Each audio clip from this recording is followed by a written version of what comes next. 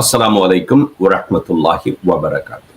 এবং অন্য ধর্মাবলম্বী ভাই বোনেরা, আপনাদের প্রতিও রইল আমার আন্তরিকতা এবং দেশপ্রেমের শুভেচ্ছা। হোপফুলি আপনারাও সবাই ভালো আছেন।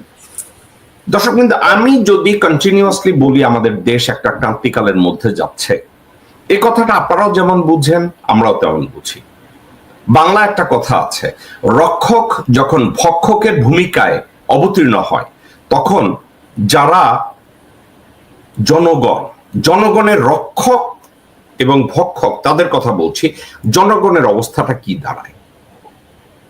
এখন আমি উদাহরণটা দেই।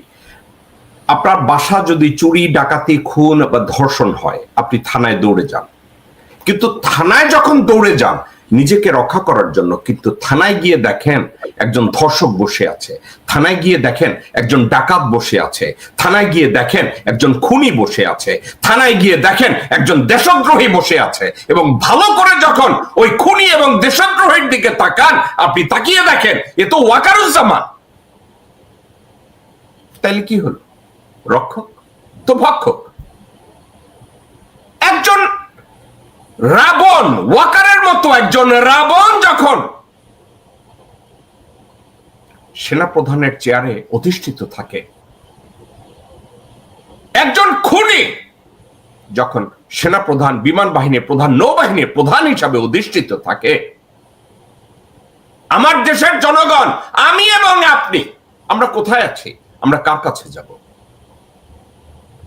আমরা বিচারপতির কাছে যাব নাকি অন্তর্বর্তীকালীন সরকারের কাছে যাব?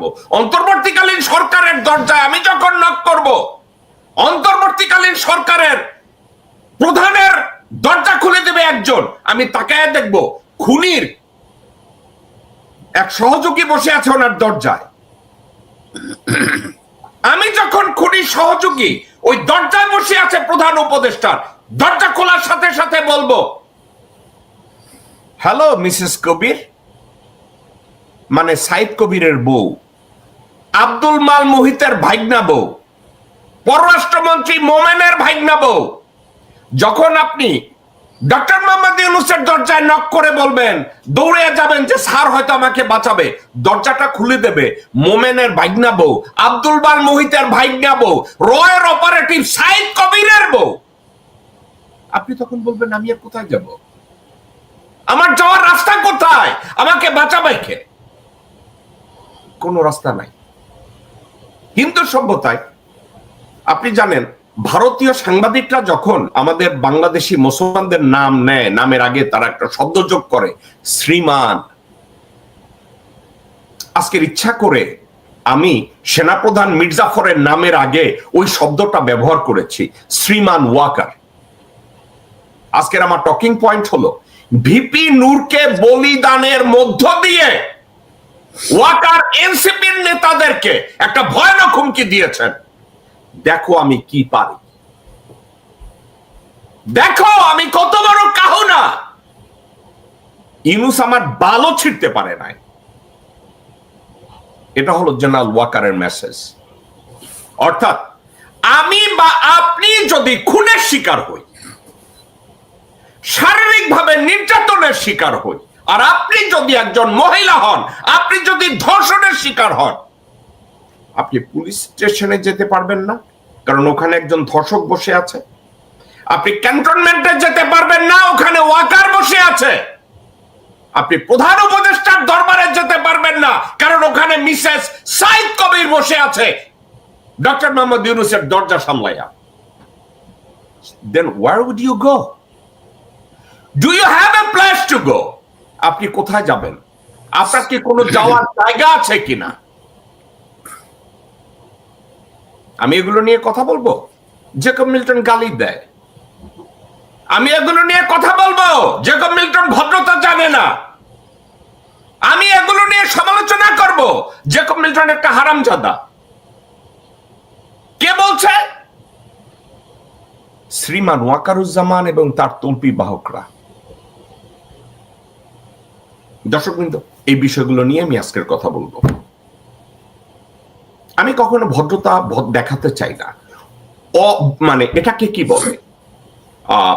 Del Carnegie, one of the philosopher, উনি বলেছে ওইখানে ভদ্রতা দেখাও যেখানে ভদ্রতা দেখানোর জায়গা। Do not misplace your respect to the place that don't belongs two.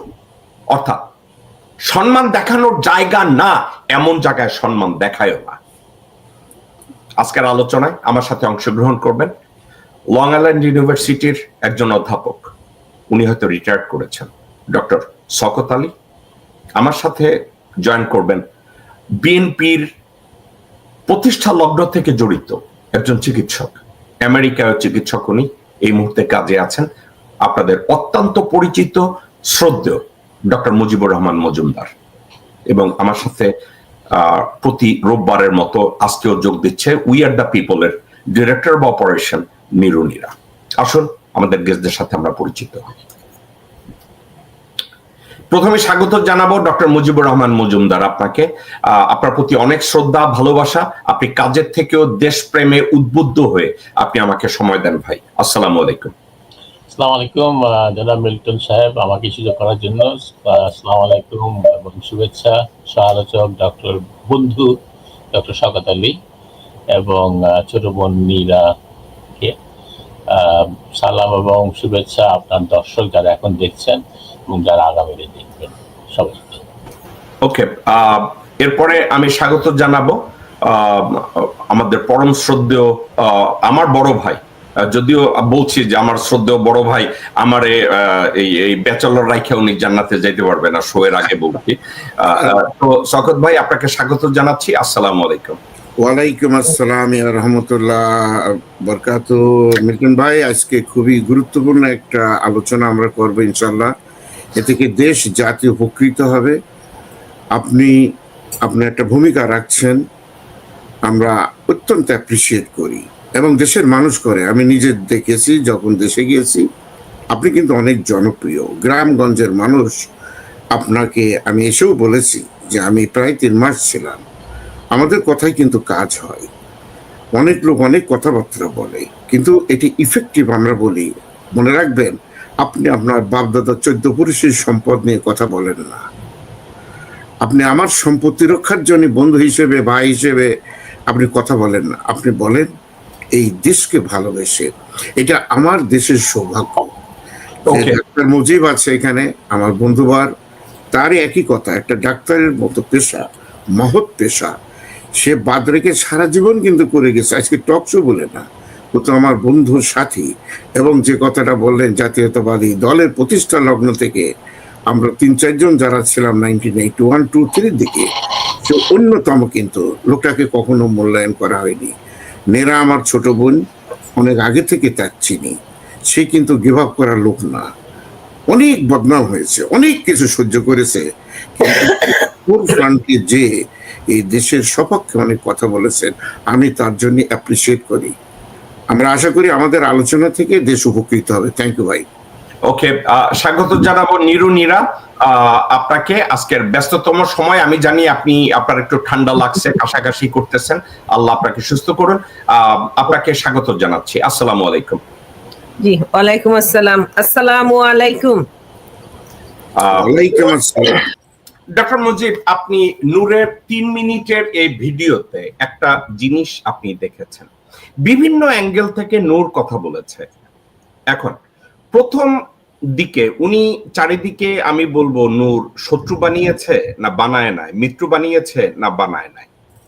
উনি যেই কয়টা নাম বলছে, যা আমির খসরু মাহমুদকে ইন্ডিয়ান দালাল বানাচ্ছে, মির্জা ফখরুল রে ইন্ডিয়ান দালাল বানাচ্ছে, আব্দুল আউয়াল মিন্টুকে দালাল বানাচ্ছে, নায়েবে আমির আবু তাহেরকে দালাল বানাচ্ছে, রুমিন ফারহানাকে দালাল বানাচ্ছে। এটা নূরের তো এটা বুঝার ভুল, তাদেরকে দালাল বানাচ্ছে না, যে নামগুলো বলছে এরা ভারতের আসলেই দালাল। এখন এই দালালদের নাম মেনশন করে নূর যদি বলে যে অনলাইন অ্যাক্টিভিস্ট যারা এই লোকগুলোকে দালাল বানাচ্ছে, এটা কি নূরের রাজনৈতিক অদূরদর্শিতা নাকি নূরও তাদেরই একজন? আমি আপনার কাছ থেকে একটু জানতে চাচ্ছি ডক্টর মুজিবুর। ধন্যবাদ এই কোশ্চেনটা করার জন্য। কারণ নূরের, যদি আপনি চিন্তা করেন ভিপি নূরের রাজনৈতিক জীবন এবং সে যেভাবে তার উত্থান, সেই যে আপনি অ্যানালাইসিস করেন, আপনি দেখবেন যে একটা সময় সে সত্যিকার অর্থেই জনগণ ছাত্রদেরকে রিপ্রেজেন্ট করছে, তাদের পালস বুঝে স্বৈরশাসকের বিরুদ্ধে দাঁড়িয়েছে। এবং একটা পর্যায়ে আমি এবং আমার কিছু বন্ধু বান্ধব এখানে, আমি তাদের নাম বলবো না, আমরা কিন্তু একসময় ফাইন্যান্সিয়ালি নূরকে সাপোর্ট করেছি এখান থেকে, এবং ভালোভাবে, কারণ তখন তাদের ফাইন্যান্সিয়াল অবস্থা খারাপ ছিল। আমার সাথে ডাইরেক্ট যোগাযোগ করতো, এবং আমার বন্ধু আর কয়েকজন আছে যাদের সাথে যোগাযোগ করতো।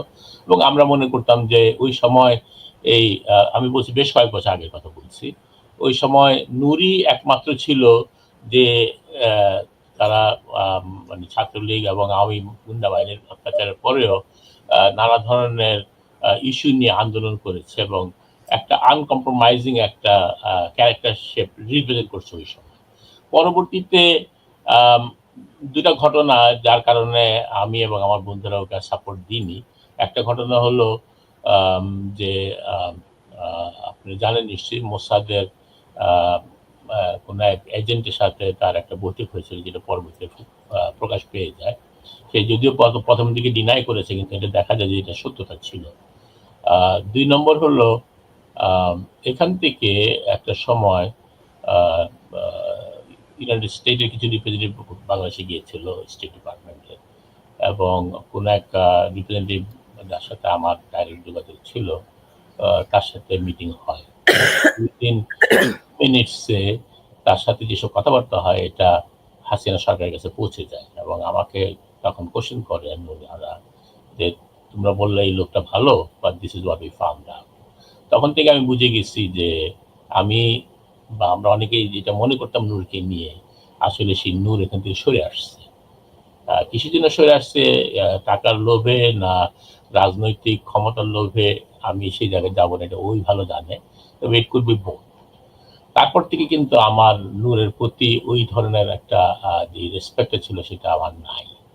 এবং এই যে আপনি দেখেন বৈষম্য বিরোধী আন্দোলন, যেটা আসলে যদি আপনি নূরের আগের অবস্থান চিন্তা করেন এবং তার যে উত্থান, Nur would have been the leader of those, কিন্তু সে পারে নাই, কারণ সে ওই জায়গাতে সরে আসছে মানসিকভাবে, রাজনৈতিকভাবে, এবং হয়তোবা একটা পর্যায়ে সে হাসিনা সরকারকে মুখে যাই বলুক, ব্যাকগ্রাউন্ড থেকে অনেক রাজনৈতিক দলের মতো সমর্থন যোগায় আসছে। সুতরাং ওই জায়গাটাতে সে তাকে নিতে পারেনি, যে জায়গাটা তার হওয়া উচিত ছিল, যে জায়গাটা সে একসময় ছিল। যার কারণে নূরকে বাদ দিয়েই এই বৈষম্য বিরোধী ছাত্র আন্দোলনে যারা করছে তারা কিন্তু একদমই অপরিচিত মুখ, যারা এসে সামনে এসে আজকে তারাই হিরো হয়েছে, তারাই নিরো হয়েছে, নূর হয়নি। ডক্টর মুজিব, আপনি বলছেন ইউএস আমেরিকা থেকে একজন রিপ্রেজেন্টেটিভ বাংলাদেশে গেছে, এবং আপনি তার মাধ্যমে আপনি তাকে রিকোয়েস্ট করেছিলেন নূরের সাথে দেখা হবে, কথা হবে, এবং পরবর্তী সময় আপনি ওই ইউএস রিপ্রেজেন্টেটিভ আপনাকে বলেছে যে তুমি নূরকে যেভাবে রিপ্রেজেন্ট করছো, নূর আসলে তা না। এর অর্থ কি? আপনি নূরকে যেভাবে অ্যাঞ্জেল হিসাবে রিপ্রেজেন্ট করছেন, আমি করছি, আমরা যেভাবে করছি, আমেরিকান রিপ্রেজেন্টেটিভ নূরের সাথে কথা বলে বুঝতে পেরেছে that he is not the one the way you and me we describe. আমরা এখান থেকে যেভাবে তাকে বলে দিচ্ছিলাম, আমার কাছে সে খবরটা আসছে কিছুক্ষণের মধ্যেই, মিটিং এ কিছুক্ষণের মধ্যেই থ্রু মাই চ্যানেল, যে নূরের সাথে যা কথা হচ্ছে ওখানে 1-to-1, এবং আমি নূরকে তারপর কল করছি। আমি কল করে বলছি, আমি ডাইরেক্ট ওকে বলিনি যে আপনি করছেন, আমি বলছি যে আপনার সাথে যারা মিটিং এ ছিল, আমার কাছে নিউজ আসছে যে এই কথাগুলো বাইরে চলে গেছে, ঠিক আছে? নূর নোজ দেন, আমি তাকে বলছি। তারপর থেকে আমার ওই দিনের পর থেকে আমি কোনো দিন নূরের সাথে যোগাযোগ করি নাই। এনিওয়ে, কারণ আমি আমি আমি ব্যক্তিগতভাবে আমি মানে আপনারা হয়তো বলবেন ভেরি স্ট্রেট ফরওয়ার্ড, এবং একটা জিনিসে বিশ্বাস করি যে আমি কম্প্রোমাইজ করি না। আচ্ছা, এখন আসেন যে কথাটা আপনি বললেন, যে কারণে আজকে কথাটা আসলো, যে তার প্রতি যে অত্যাচারটা, সে যে কথাগুলো বলছে, এটাতে সে কিছু লোককে সেভ করার চেষ্টা করছে, বা তাকে গুণ গাচ্ছে, বা তাকে বোঝানোর চেষ্টা করতেছে যে তারা ভারতের বা রয় দালাল না। তারা দালাল কি দালাল না এটা জনগণ জানে, জনগণই দেখবে, তাদের কার্যক্রমে প্রকাশ্য বেশি তারা দালাল কি দালাল না। নূর যেটা করতেছে তার কার্যক্রমে প্রকাশ হচ্ছে, সে কি এখন তারপর আমি বলবো যে আমি আইনের শাসনে বিশ্বাসী। আমি নূর যদি খুনও করে থাকে কাউকে, নূরের সেই হিসাবে তার অ্যারেস্ট হয়ে তার ইয়ে হওয়া উচিত, বিচার হওয়া উচিত। কিন্তু কোন একটা জায়গায় যে কোন সামরিক বাহিনী কেউ যে তাকে আহত করবে, অত্যাচার করবে, মৃত্যুর মুখে ঠেলে দিবে, কারণ ওর হেড ইঞ্জুরি হয়েছে, হেড ইঞ্জুরি সে মারা যেতে পারে। হ্যাঁ, এই জিনিসটা আমার মনে হয় এই জিনিসের পিছনে অন্য কোনো ষড়যন্ত্র থাকতে পারে, সেই জায়গাটা আমি আপনাকে নিয়ে যাবো। আর আমার কাছে মনে হয় আমরা ওইদিকে যাচ্ছি, জি। আমরা ওই জায়গাটা যাব যে তাকে আঘাত করা হয়েছে, কিন্তু আমি এই সাবজেক্টটা কনক্লুড করতে চাচ্ছি। আপনি খুব ভালোভাবে বলেছেন যে 5-7টা নাম নূর মেনশন করছে যে এরা রয়ের দালাল, এরা বাস্তবার্থে রয়ের দালাল, ইন্ডিয়ার হয়ে কাজ করছে, সামনে ভিতরে প্রত্যক্ষ পরোক্ষ সব দিক থেকে রয়ের হয়ে কাজ করছে। আপনার কেন মনে হয় নূর তাদেরকে ডিফেন্ড করতে গেল? এটা কি ডিফেন্ড করতে গেল being the he just want to be the member of BNP, or সে নিজেও রয়ের একজন? আসলে কোনটা? আচ্ছা, আপনাকে একটা কথা বলি, হাসিনা, শেখ হাসিনা বা শেখ হাসিনার সাথে যতগুলো লোক ছিল, কারো কি আপনি কোন সার্টিফিকেট দেখছেন যে লেখা আছে শেখ হাসিনা এই যে রয়ের দালাল অ্যাপয়েন্ট করা হয়েছে? না, নাই, তাই না? কিন্তু আমরা জানি, কারণ তাদের কাজকর্মে তারা ইন্ডিয়ার রয়ের স্বার্থকে আফল করছে, এবং যেহেতু তারা কাজ করবে এটা করছে, সেই হিসেবে জনগণ পারসেপশন আছে যে তারা রয়ের দালাল বা রয়ের হয়ে কাজ করছে। এখন তারা রয় থেকে বেতন পাক, তাদের কাছে সার্টিফিকেট আছে কিনা আছে, ইট ডাজন্ট ম্যাটার। তাদের কাজে কর্মে, তাদের কথাবার্তায়, তাদের সবকিছুতে প্রকাশ যে তারা আরেকটা বিদেশি শক্তি, যারা বাংলাদেশের শত্রু, যারা বাংলাদেশের স্থিতিশীলতা চায় না, যারা বাংলাদেশের উন্নতি চায় না, এমন একটা শক্তি যারা বাংলাদেশে গ্রাস করতে চায় সর্বতভাবে, তাদেরকে যারা সমর্থন করে, তাদের কাছে সার্টিফিকেট আছে কি না আছে আমার মাথা ব্যথা নাই। জনগণের জানার দরকারও নেই, জনগণ চায়ও না, চায় অ্যাকশন, কাজে। তো যেই ব্যক্তি এই ধরনের স্বার্থান্বেষী মহলকে সাপোর্ট দিবে এবং তাদেরকে প্রোটেক্ট করবে এবং তাদের পক্ষে কথা বলবে, আমি ধরে নিব সে জেনে হোক না জেনে হোক, তার কাছে সার্টিফিকেট থাকুক আর না থাকুক, সে প্রতি মাসে মশারা পাক আর না পাক, আমার কাছে সে ভারতের এজেন্ট, রয়্যাল এজেন্ট বা তার পক্ষে কাজ করতেছে। এখন এটা ক্লিয়ার, এবং এটা হলো প্রত্যেকের ব্যাপারে তাই। আমি যদি এখন এখানে দাঁড়িয়ে ভারতের ভুলগুলোকে না বলে তাকে প্রোটেক্ট করার চেষ্টা করি, আপনার এখানেই জনগণ বলবে যে হ্যাঁ, ডাক্তার মুজিবুর নিশ্চয়ই রয়্যাল এজেন্ট। আপনার কি মনে হয় না মুজিব ভাই, আপনি একজন পেশাগতভাবে একজন চিকিৎসক, কিন্তু তার চেয়েও আপনার বড় পরিচয়, আপনি জিয়ার রাজনীতির সাথে প্রথম থেকে জড়িত। আপনার কি মনে হয় না নূর তার সমগ্র রাজনৈতিক ক্যারিয়ারের উপরে একটা রিস্ক নিল এইভাবে, যেই চিহ্নিত রয়ের লোকজনদেরকে সে প্রোটেক্ট করার চেষ্টা করছে? আপনার এটা মনে হয় না? অফকোর্স, মানে আমি সেটা আপনাকে এই জন্য আগে হিস্ট্রিটা দিলাম যে নূর কোত্থেকে আসছে। হ্যাঁ, নূর কিন্তু যখন শুরু করছে গণ অধিকার পরিষদ, এবং সে যখন ভিপি হিসাবে আন্দোলনগুলো করছে, তখন কিন্তু সে ওই জায়গাটা ছিল না, জনগণ তাকে বিশ্বাস করতো, ছাত্ররা তার পিছিয়ে ছিল। কিন্তু একটা পর্যায়ে মনে হয় সে বুঝতে পারছে বা সে সামহাও লোভে পড়ে গেছে, যার কারণে সে রয়ের মোসাদের এজেন্টের সাথে যে দেখা করছে। আপনি যে বুঝতে চেষ্টা করেন, সে যদি, আমি বুঝলাম না সে এত বোকা হলো কি করে যে ওর একটা ট্র্যাপে সে পা দিল, এবং তাকে ওই জিনিসটা করাই হয়েছিল তার রাজনীতি ক্যারিয়ার নষ্ট করে দেওয়ার জন্য, এবং তারপর থেকে কিন্তু তার সে অবস্থান আর নাই বাংলাদেশে। তো এই জিনিসটা যারা বুঝে না একটা রাজনীতিতে এসে যে তাকে ট্র্যাপ করতে পারে, এবং এখন সে নিজে ট্র্যাপ হয়েছে কিনা আমি জানি না, সে হয়তো লোভে পেয়ে গেছে, সে হয়তো একটা পর্যায়ে মনে করছে যে এত কিছু করে কি হবে, আমার পরিচিত হয়ে গেছে, আমি কিছু টাকা পয়সা বানাই, হ্যাঁ, হোয়াটএভার ইট ইজ। তো কিন্তু কথা হলো যে সে, যারা তাকে সমর্থন করতো সাধারণ জনগণ, তাদেরকে ধোকা দিচ্ছে। এই ধোকাটা দেওয়াটা তার ঠিক হয়নি। এবং যে কোনো রাজনীতিবিদ, যেমন আপনি জিয়া রহমানের কথা বললেন, জিয়া রহমানের ব্যাপারে আমি খুব পরিষ্কার করে বলি, আমি জিয়া রহমানের রাজনীতি বিশ্বাসী, এখনো বিশ্বাসী, আমি তাকে ভালোবাসি। জিয়া রহমানকে মারার পিছনে ভারতের ডাইরেক্ট ষড়যন্ত্র ছিল, এবং এই কারণে আমি ডাক্তার মুজিব কোনোদিন ভারতের এবং ভারত আধিপত্যবাদকে মেনে নিব না। বিএনপি মানুষ না মানুক এটা তাদের ব্যাপার, বা জিয়া রহমানের কারণে আমার কাছে আমার মৃত্যু পর্যন্ত আমি ভারতের রয়ের আধিপত্য মেনে নিব না, এবং আমি জিয়া রহমানের মৃত্যু এবং তার সাথে সাথে আরো যাদের এই রয়ের থ্রুতে মৃত্যু হচ্ছে তাদের আমি সবসময় বিচার চাই। আপনি এখানে আমি বলছি যে জিয়া রহমানের বিচার হওয়া উচিত, কারণ আমি জানি যে জিয়া রহমানের বিচার করতে গেলে রয়ের ইনভলভমেন্ট এসে পড়বে। আমি এটাও জানি আপনাকে আপনার 57 পেজের এফআইআর এর কথা আমি আপনাকে বলেছি, সেই জিনিসগুলো আছে এখনো। তারপরে আপনারা জানেন আমাদের পিলখানা হত্যাকাণ্ডতে তারা জড়িত। গত জুলাই আগস্টে যারা পালিয়ে গেছে প্লেনে করে তারা জড়িত। তারা একটা সন্ত্রাসী রাষ্ট্র এবং আমাদের রাষ্ট্রে নানাভাবে তারা সন্ত্রাস তৈরি করছে, তাদের এজেন্ট দিয়ে, রয়ের এজেন্ট দিয়ে হোক, যে এজেন্ট দিয়ে হোক। আমরা অ্যাড্রেস না করবো, আমরা বারবার এরকম রয়ের এজেন্টের খপ্পরে পড়ে যাবো। ওকে, আমরা আসছি ডক্টর শওকত আলী। আমি আপনার কাছে ডক্টর মুজিবের প্রত্যেকটা লজিক্যাল কথা আপনি শুনেছেন, আমি শুনেছি, নীরা শুনেছে। এখন ডক্টর ভিপি নূর, তাকে সবাই একসময় স্নেহ করত, আদর করত, সম্মান করত, ভালোবাসতো। মনে হচ্ছে সে হবে ভবিষ্যতের মুজিব শেখ, ভবিষ্যতের মাওলানা ভাসানী, ভবিষ্যতের শেরে বাংলা, অথবা ভবিষ্যতের বিশাল একজন নেতা হবে সে। এভাবেই কামনা করছে। আপনি চিন্তা করে দেখছেন ডক্টর মুজিবের মতো লোক আমেরিকা থেকে তাকে ফাইন্যান্সিয়াল সাপোর্ট করছে। আমি করছি কি করি না এটা নীরা বলবে, এটা আর আমি বলতে চাই না, এটা নীরার কাছে যাব। কারণ financial support we are the people এর নীরা দেখে, আমি দেখি না। সো এটা নীরা দেখবে। তো আমি আপনার কাছে জিজ্ঞাসা করব, নূরের বর্তমান একটা পজিশন সে যেটা ক্রিয়েট করেছে, সে তার পজিশনটাকে একটু কলঙ্কিত করেছে কয়েকটা কাজ করে। আমি কাজের গুলো যাব না, কিন্তু চিহ্নিত ভারতীয় কিছু দালালদেরকে সে এই মুহূর্তে কেন ডিফেন্ড করতে গেল? ডক্টর শওকত আলী কেন গেল?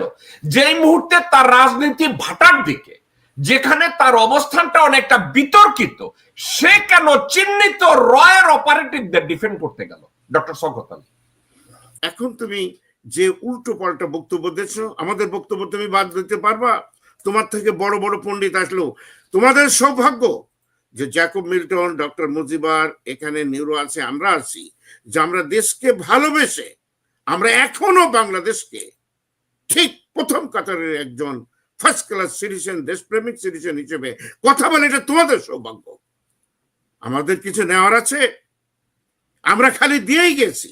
এইবার মাত্র 3 মাস আগে যে আমার যে সম্পদ 2 বিঘা জমি, যার দাম প্রায় 6 কোটি টাকা হবে, নিজে লিখে দিয়েছি আমি একটা প্রাইমারি স্কুলের জন্য। আমার গ্রামের বাচ্চাদের স্কুল ছিল না, আমি দিয়েছি। বাহাদুরি করো না ভাই, এই সমস্ত বাহাদুরি চলে না। বাংলাদেশের পলিটিক্স এগুলো চলবে না। সুতরাং সোজা পথে এসো। আমি আবারও কন্ডেম করি যে সেনাবাহিনীর লোকগুলো, যে পুলিশরা নূরের গায়ে হাত দিয়েছে, এই হাতকে আমাদের কেটে দিতে হবে। তারা যেন দ্বিতীয়বার শেখ মুজিবের মতো বাংলাদেশের রক্ষী বাহিনী এসে, বাংলাদেশ সেনাবাহিনী রক্ষী বাহিনী না ভাই, আমরা মনে করি এখানে সুসন্তান আছে, আমরা ইনস্টিটিউশনকে সাপোর্ট করি। তার অর্থ এ না যে কথাটা আপনি বলছেন, যে ওয়াকারুজ্জামানের নেতৃত্বে হঠাৎ করে এসে এইভাবে মার আমি কোন ক্রমে আমরা গ্রহণ করব না। ইমিডিয়েটলি বিচার। আমি স্যারের কাছে আবেদন করব, স্যার ওই বিচার, ওই যে তদন্ত এর মধ্যে যাবেন না। আপনার সামনে রয়েছে ভিডিও, আপনি এদেরকে প্রত্যেকেই চেনেন, ধরেন, বন্দি করেন, তারপরে আমরা তদন্ত কমিটি গঠন করব। ওই তদন্ত কমিটির রিপোর্টের জন্য, because justice delayed means justice denied. একটা বছর ধরে আমরা এটা দেখেছি। ওকে ডক্টর শওকত আলী, আমি আপনার কাছে ব্যাক করব। নিরুনিরা আপনাকে একটা কথা বলি, ডক্টর মুজিব ভাই এবং ডক্টর শওকত আলী একটা কথা বলছে। নীরা, আপনার মাইক্রোফোনটা বোধহয় অফ, আপনি অন করে নিতে পারেন। আচ্ছা, ওনার একটা কথা বলছে। একটা জিনিস আমি আপনাদেরকে ক্লারিফাই করি, মেহেদী সাফাদি নামের লোকটার সাথে নূর দেখা করছে, এটা সত্য, দেখা করছে। কিন্তু একটা কথা, মেহেদী সাফাদি কোনো মোসাদের এজেন্ট না। মেহেদী সাফাদি হচ্ছে ইসরায়েলি একটা বাটপার, ইসরায়েলি নাগরিক এবং একটা বাটপার। মেহেদী সাফাদিরে আমার চাইতে ভালো বাংলাদেশের কেউ চিনে না। Correct, you interviewed him. Yes, হ্যাঁ। তো রাত্র 3টার সময় আমি হারামজাদারে ওয়াশিংটন ডিসি থেকে গার্ড ধরে আইনা আমি বসাইয়া ইন্টারভিউ করছি। সো এই নূর মোসাদের এজেন্টের সাথে বসছে, এই কথাটা সর্বৈব মিথ্যা কথা। কিন্তু মেহেদী সাফাদির সাথে দেখা করছে, এটা সত্য কথা। ঠিক আছে, কিন্তু শওকত ভাই খুব ট্রিকি একটা কথা বলছে, যেটা সঠিক ইনফরমেশন। কথা ছিল নূর মিডল ইস্ট থেকে ব্যাক করার সাথে সাথে তাকে গ্রেফতার করবে, কিন্তু ভারতীয় হাই কমিশনার ইন্টারভেনশনে রাষ্ট্রদূত হাইকমিশনার হর্ষবর্ধন শ্রিংলার ইন্টারভেনশনে নূরকে গ্রেফতার করা হয় নাই, সে এয়ারপোর্ট থেকে সরাসরি ভারতীয় হাইকমিশনে গেছে। শওকত ভাই কথাটাকে এভাবে বলছে। আপনার কাছে এখন আমার প্রশ্নটা হলো, এই মেহেদী সাফাদিকে আপনি কিন্তু রাত্রে দেখেছেন, যেই রাতে আমরা মেহেদী সাফাদিকে পিক আপ করছিলাম, এবং আপনি কিন্তু চোখে দেখেছেন এই নিউ ইয়র্কে বা আমেরিকায় একটা বাটপাট্টায় বিএনপির নেতা আছে, নাম সাইদ কি জানে জাহিদ এফ সর্দার সাদিক। আমাকে একটু বলেন, এই লাগোডিয়া এয়ারপোর্টে সাফাদি কি করতেছিল? আগে আমাকে এই প্রশ্নটার একটু উত্তর দেন। সাফাদি কি করতেছিল সাদিকে? থ্যাংক ইউ জেকব ভাই। আমি আপনার এই প্রশ্নের উত্তর দিতে পারবো না। আমি জানি কি করেছে, পাস্ট ইজ পাস্ট। মীরা, আমি আপনাকে বলি, আমি জানি আপনি এই বিএনপির এই রাজনীতির সাথে আপনি জড়িত। আপনি আপনার চোখের সামনে মেহেদী সাফাদি জাহিদের সর্দার সাদির এই গলার কলার ধরে ঘুষাইতে শুরু করে নাই, জুতা দিয়া পিটায় নাই? হ্যাঁ, আপনি এরকম অনেক কি উঠাই নিয়ে আসছেন অনেক জায়গা থেকে, বাট এটা এখন মানে বলতে চাচ্ছি না সেটা। কিন্তু আমাকে একটু বলেন, আমি সত্য বলছি না মিথ্যা বলছি? জাহিদের সর্দার সাদিরে কলারটা ধইরা ঘুষি মারছে, নাক ফাটানোর থেকে আমি বাঁচায় নিয়ে আসছিলাম জাহিদের সর্দার সাদিরে। এটা সত্য না মিথ্যা? আপনার এই সত্যকে সত্য বলেই আমি এটার কোনো উত্তর দিতে চাচ্ছি না, এটাই ধরে নেন। ওকে, ঠিক এটার আছে, উত্তর তো আমি দিতে পারবো না, হুইচ ইজ ট্রু। ওকে। এখন এবার বলেন তো, আপনার মনে কি কোনো সন্দেহ ছিল এই মেহেদী সাফাদি কোনো মোসাদের এজেন্ট না? না না, সন্দেহ থাকবে কেন? তাকে যেভাবে আপনি ইন্টারোগেশন করেছেন সবই তো পরে তো ছাইরা দেমা কাইন্দাবাসি, আমি এর মধ্যে কিছু নাই সে বলে মানে পার পাইছে, কিন্তু সে ভারতের একটা এজেন্ট। ভারতের এজেন্ট? সে ভারতের একটা এজেন্ট, বাংলাদেশের বিপক্ষে কাজ করার জন্য ভারত তাকে বাংলাদেশে মানে দায়িত্ব দিয়েছে এই কাজ করার জন্য, সেইটা হলো মেহেদী সাফাদি। ওকে, এখন তাইলে আমি আর আপনি কনক্লুড করতে পারি যে মেহেদী সাফাদি কোনো মোসাদের কেউ না, সে ইসরায়েলি একজন নাগরিক, ভারতের রয়্যাল একজন এজেন্ট, এবং আরেকটা কথা, ভারতের বিজেপির একজন শুভাকাঙ্ক্ষী। রাইট, বিজেপির একজন শুভাকাঙ্ক্ষী, সেটা সে। ওকে, এখন এই নূর এই ভারতের দালাল মেহেদী সাফাদির সাথে দেখা করছে। এই নূর ভারতীয় হাইকমিশনার হর্ষবর্ধন শ্রিংলা, বিক্রম কি জানি নাম, তারপরে প্রণয় ভার্মা, তারপরে রিভা গাঙ্গুলি, এদের সবার সাথে নূরের হাজার হাজার ছবি আছে মার্কেটে।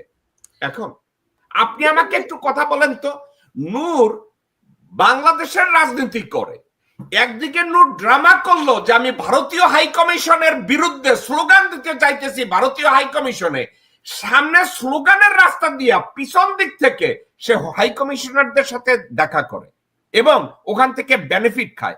ডক্টর মুজিবের কথা আপনি শুনছেন, ডক্টর মুজিব নূরকে পোর্ট্রে করছে আমেরিকান অফিসিয়ালদের কাছে যে নূর একজন দেশপ্রেমিক, নূর ভারতের দালাল না, কিন্তু আমেরিকান রিপ্রেজেন্টেটিভরা নূরের সাথে দেখা করেই টের পাইছে যে ডক্টর মুজিবও যেমন ভুল, আমি জেকব মিল্টনও ভুল, কারণ আমিও চিন্তা করছি মুজিব বাংলাদেশ প্রেমী, ভারত প্রেমী না। তাইলে এখন মুজিবরা যখন ভিপি নূর যখন আমির খসরু মাহমুদরে ডিফেন্ড করে, রুমিন ফারহানাকে ডিফেন্ড করে, আব্দুল্লাহ ওয়াল মিন্টুরে ডিফেন্ড করে, বিএনপির সাউয়ারে ডিফেন্ড করে, আপনার মনে আপনার ব্রেইনে কি আসে? এই নূর কি বাংলাদেশের, নাকি যাদেরকে সে ডিফেন্ড করতে চাইছে সে নিজেও এই দালালদের একজন? আপনার কি মনে হয়? জেকব ভাই, নূরকে পার্টিকুলারলি কোনো পাত্রে আপনি এই মুহূর্তে ফেলতে পারবেন না, কারণ বাংলাদেশটা একটা হাঙ্গরের মধ্যে চলছে। তো নূর হলো একটা চুনোপুটি, নূর কখনো একটা বিগ ফিশের পেটে ঢুকে বের হয়, কিন্তু নূরের যে পজিশনটা এখন পর্যন্ত নূর তো স্থায়ীভাবে কোথাও স্ট্রাইক করতে পারতেছে না। আর নূরকে এই জন্য ওকে দেখা যাচ্ছে আজকে নূর এখানে, কালকে ওখানে, পরশু ওখানে। এটা মানে ওর যে এক্সপিরিয়েন্স এবং ওর যে রাজনৈতিক ভিউ, যেটা ওর সব ওয়েতে সবার ভিতরে গিয়ে বিষয়টা দেখতেছে।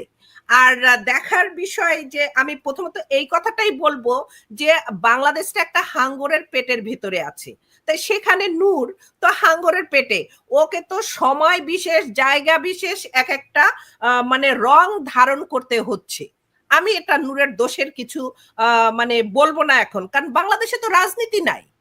ওকে নীরা, আপনি যেটা বলছেন আপনাকে আমি একটু ব্যাখ্যা করি। মুজিব শেখ যখন রাজনীতি শুরু করে সে সরোয়ার্দির পাঞ্জাবির কোনা ধইরা রাজনীতি করছে। আমার কথা শুনেন আগে।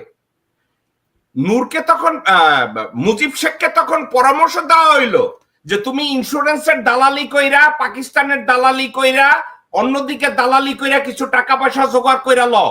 যে টাকা পয়সা জোগাড় করার মাধ্যমে 32 নম্বরের বাড়ি বানাইছে মুজিব, ছেলেপাদের লেখাপড়া করাইছে, দুর্নীতি কইরা তার বাবা 8 পাস লুৎফুর রহমান লাল মেয়ারে পিয়ন থেকে সেরেস্তাদার বানাইছে এই মুজিব শেখ।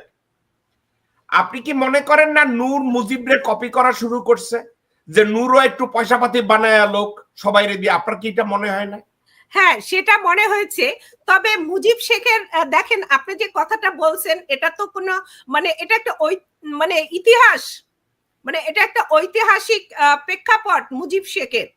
আচ্ছা, তাইলে মুজিব শেখের এই কথা যখন বলছেন যে এই ভারত, এই মুজিব শেখের নিজ মুখে বলে গেছে যে ভারতকে তোমরা বিশ্বাস করো না, কারণ এই ভারত কিন্তু মুজিবের গায়েও হাত তুলছে। যেদিন হাত তুলছে সেদিন কিন্তু মুজিব বলে গেছে যে ভারত আমাদের বন্ধু না। ওকে নীরা, থামেন, এখানে থামেন। আপনাকে এখন বলি, আপনি কি বলবেন তাইলে মুজিব শেখরে যখন আগরতলা ষড়যন্ত্র মামলায় তার পাশার মধ্যে লাইটটাই ছিল ভারতীয়রা, নূর কি তাইলে বাংলাদেশে এই লাত্তিটা খাইলো ভারতীয়দের দ্বারা? এটা তো ভারতীয় লাত্তি। 100% আমি সেখানে আসতে চাচ্ছিলাম যে নূরের ভূমিকা, নূর যেই জায়গা থেকে উঠে আসছে, যেভাবে স্ট্রাগল করে আসছে, এবং নূর কিন্তু ওই মানে রাজনৈতিক প্রেক্ষাপটে সে কিন্তু টোকাই না। এটা চিন্তা করলে ভুল হবে। নূরের যেখানে ক্রেডিট নেওয়ার, ক্রেডিট পাওয়ার, সেটা আমাদেরকে দিতে হবে। নূর টোকাই না। আজকে যে নূরের গায়ে যে হাত দেওয়া হয়েছে, কে হাত দিয়েছে? এই ভারত হাত দিয়েছে। এই ভারত যেরকম শেখ মুজিবের গায়ে হাত দিছে, ঠিক নূরের গায়ে এই হাতটা দিয়ে ভারত বুঝিয়ে দিয়েছে, এবং ভারত যুগে যুগে এই কাজই করবে এবং করে আসছে। এটা ভারতের ডিপ্লোমেসি। নীরা, আপনি অনেকদিন ধরে টক শো করেন, আজকের প্রথম আপনার প্রতি আমার রেসপেক্ট আরো বাইরে গেল। আপনি মুজিবের পাছায় পিটানির লগে যেভাবে নূরেরটা মিলাই দিচ্ছেন, অনেক ধন্যবাদ। খুব ভালো বলছেন, কারেক্ট, ঠিকই আছে, খুব ভালো বলছেন ডক্টর মুজিব। এবার আপনার কাছেই আসবো। নীরা খুব সুন্দরভাবে ডটটা মিলাই দিছে। মুজিবের পাছায় যেভাবে লাথি লাগাইছে ভারতীয় পুলিশরা, নূরের পাছায়ও ঠিক লাথিটা বাংলাদেশে বসে ভারতীয় লোকজনরা ওয়াকারের মাধ্যমে, কর্নেল রাকিবের মাধ্যমে লাগাইয়া দিছে। এখন আপনাকে আমি এই যে নূরের গায়ে যারা হাত তুলছে, আমি আপনাদেরকে স্পেসিফিক 2-3টা নাম বলি, এরা জড়িত সরাসরি। নূরের ওখানে 18 ইস্ট বেঙ্গল রেজিমেন্টের commanding officer lieutenant colonel Rakib. Lieutenant colonel Rakib হলো অ্যাক্টিভ ছাত্রলীগের মেম্বার। আইএসএসবিতে ফেল করার পরেও তাকে পাশ করাইয়া মিলিটারি একাডেমিতে পাঠানো হয়েছে লেফটেন্যান্ট কর্নেল রাকিব। তার সাথে আরেকজন ছিল লেফটেন্যান্ট কর্নেল আফজালুর রহমান, সেও ছাত্রলীগের, যুবলীগের মেম্বার। আইএসএসবিতে ফেল করছে, হাসিনা রিকমেন্ডেশনে তাদেরকে আইএসএসবি ক্রস করাইয়া তাদেরকে মিলিটারি একাডেমিতে পাঠানো হয়েছে। এখন এই রাকিব ছিল, বর্তমানে একজন জেনারেল আছে, হাজতে আছে, জেনারেল সালাউদ্দিন মিয়াজি। সালাউদ্দিন মিয়াজি কিন্তু এখন বাংলাদেশের হাজতে। তারই পার্সোনাল স্টাফ ছিল লেফটেন্যান্ট কর্নেল রাকিব। এবং এই রাকিব নূরের পিঠে লাথি মাইরা বলছে, জুলাই বিপ্লব তোর হোগায় ঢুকাইয়া দিব।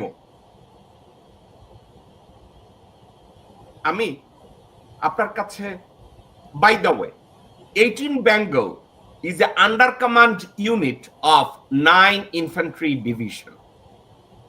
সাভার ক্যান্টনমেন্টে যে 9ম পদাতিক ডিভিশন আছে, এটার অধীনস্থ একটা ইউনিট 18 ইস্ট বেঙ্গল, এবং ওখানে একজন মুজিব প্রেমী, একজন বঙ্গবন্ধু প্রেমী, একজন আওয়ামী প্রেমী, একজন হাসিনা প্রেমী, একজন ব্রিগেডিয়ার জেনারেল ছিল, তার নাম ব্রিগেডিয়ার জেনারেল SM আসাদুল হক। এই ভারতীয় ভণ্ড শুয়োরকে সেনাপ্রধান মীর জাফর কিছুদিন আগে 9ম পদাতিক ডিভিশনের জিওসি বানাইছে। তার নির্দেশে নূরের উপরে এই আক্রমণটা চালানো হয়েছে। এখন আমি আপনার কাছ থেকে এমনি জানতে চাচ্ছি, নীরার কথা ছিল মুজিবরে ভারতীয়রা পিটাইছে, এই পিটানিটা নূরের এইখানে দিয়ে দিছে। মুজিব তার লেসন শিখা গেছে, আগরতলায় পন্দের মধ্যে লাত্তি দেওয়ার পরেই মুজিব বুঝা গেছে যে মালাউনরা মালাউন, এদেরকে বিশ্বাস করা যাবে না। আপনি কি মনে করেন নূর এইটা বুঝছে কিনা? আমি চাচ্ছি এটার উপরে আপনি একটু মন্তব্য করেন। এবং জেনারেল ওয়াকারের আসল উদ্দেশ্য কি? কারণ ওয়াকারের কোনো গ্রহণযোগ্যতা আর্মিতে নাই। এখন কি সে আর্মির পুরা ছাত্রলীগ যুবলীগারদের একত্র করে আর্মিকে জনগণের সামনে পচানোর পায়তারা করতেছে, নূরের উপরে অ্যাটাক করে, নাকি তার অন্য কোনো টার্গেট আছে? ডক্টর মুজিব। Thank you. এখানে বেশ কয়েকটা কোশ্চেন করা হয়েছে, তা আমি একটা একটা করে আপনাকে বলি। প্রথমত, নূরের উপরে যেটা করা হয়েছে আমি এটা তীব্র নিন্দা করি। বাংলাদেশে এইভাবে আইন হাতে তুলে একজন সম্মানিত একজন রাজনীতিবিদ, নূরের ব্যাপারে যেটি আমার ফিলিং থাকুক না কেন, তাকে এইভাবে জনসম্মুখে প্রপার চার্জ না করে, বিচার না করে তাকে এইভাবে মারাটা, এটা আমি তীব্র নিন্দা জানি। এটা মার্ডারের সমতুল্য, সে মারা যেতে পারত। 2 নম্বর কথা হলো, যে লোকটা মেরেছে কর্নেল, কি নাম বলেন আপনি? রাকিব। সে সিভিল ড্রেসে ছিল এই সময়। জি। যেহেতু একজন ব্যক্তি সিভিল ড্রেসে ছিল, আর্মি ড্রেসের না, সুতরাং তার conduct will be look at as a civilian.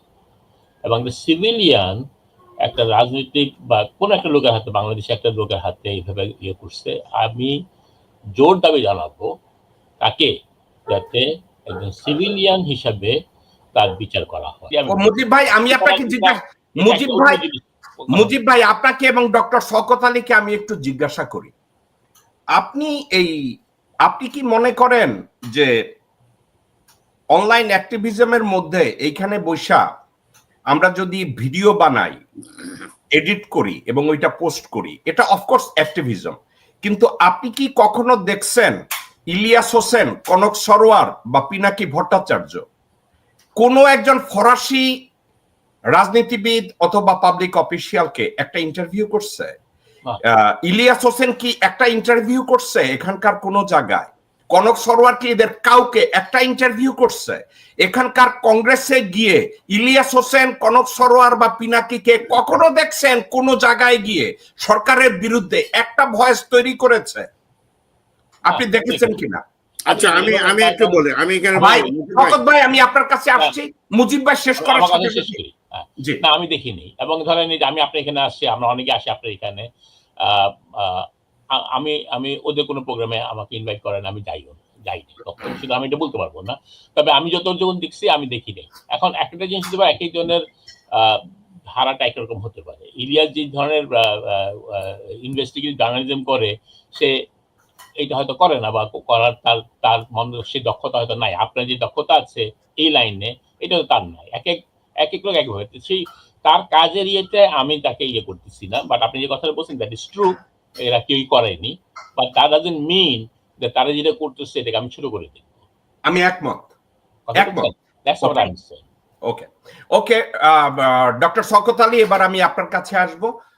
একটা সাবজেক্ট, নূর একটা কথা বলেছে, আমরা যেমন প্রথম কথাটাকে সমালোচনা করছি যে সে ভারতীয় দালালদের সাপোর্ট করছে, কিন্তু সে যখন বাংলা এডিশন, ইলিয়াস হোসেন এবং ওয়ালটনের চান্দাবাজি এবং শাহ আলম, এই সাবজেক্টটা নিয়ে নূর বলছে যে সে ওয়ালটনে গিয়ে বলছে আমাদেরকে যদি চাঁদা না দাও তাইলে তুমি আওয়ামী লীগের দোসর ছিলা, তোমাদের নিয়ে আমরা ভিডিও বানাবো, ইলিয়াস হোসেনের বাংলা এডিশনের লোকজনরা বলছে। কিন্তু ইলিয়াস হোসেন, শাহ আলম, বসুন্ধরা এদেরকে নিয়ে কোনো কথা বলে না। নূর এই পয়েন্টটা বলছে, আমি জানি না নূর কেন বলছে, নূরের সাথে ইলিয়াস হোসেনের ঝগড়া কোথায় এটা আমি জানি না, কিন্তু নূর এই কথাটা বলছে। নূরের এই কথাটাকে আপনি কিভাবে মূল্যায়ন করবেন? না না, এখানে আমি একটা কথা বলি, আমরা তো একটা পার্টিকুলার সাবজেক্ট নিয়ে একটা কথা বলছি। নূর একটা ব্যক্তি বা ইলিয়াস আমার ছোট ভাই, সব একটা ব্যক্তি, তাদের ভিতরে দ্বন্দ্ব কিভাবে কে কি করছে এটা হয়। তবে পাকিস্তান আমলে আমরা হাই স্কুলে ছিলাম যখন, আমরা ছাত্র ইউনিয়নের রাজনৈতিক দীক্ষা গ্রহণ করে আমরা বলতাম 9 মাসের গদির ফল বলাকা সিনেমা হল।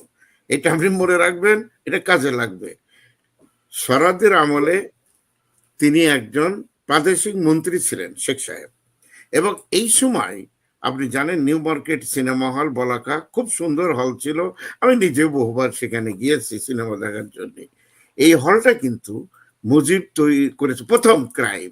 আপনি ইন্স্যুরেন্স কোম্পানির যে কথা বলছেন ইউসুফ হারুনের, আমরা সব জানি, কিন্তু হলটা উনি করেছিলেন ওই সময় যখন উনি একটু ক্ষমতায় ছিলেন। এই কারণে আমরা বলতাম 9 মাসের গদির ফল বলাকা সিনেমা হল। এই প্রথমবারের মতো আমি আপনাকে বললাম।